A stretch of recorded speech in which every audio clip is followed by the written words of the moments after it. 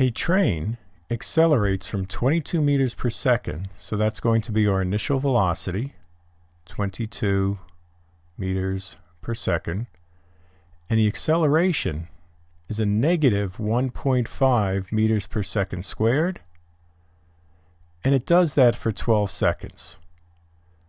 Find the train's final speed. What's going on here with that negative acceleration? Well, when the acceleration is opposite the velocity, it means it's slowing down, so we expect to get a slower speed than 22. Now, what equation finds final velocity given initial velocity, acceleration, and time? Well, that's going to be our first kinematics equation. Vf is equal to Vi plus At. Now, don't worry about the plus. This is the general form of the equation. So when we substitute in the negative A, this term here will turn negative. So the diagram here is the train.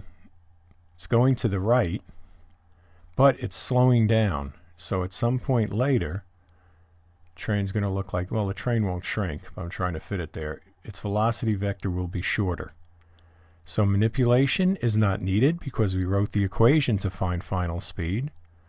So Vf is equal to the initial velocity, 22 meters per second, plus the acceleration, which is negative, but we just write it like this inside the parentheses.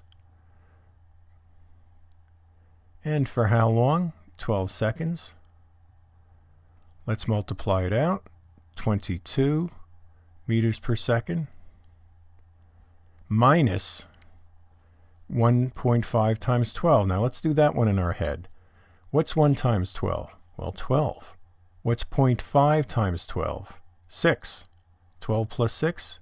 18. So it's minus 18 meters per second. Right? This second cancels out that. 22 minus 18 is 4. So the final velocity is 4 meters per second, which is B.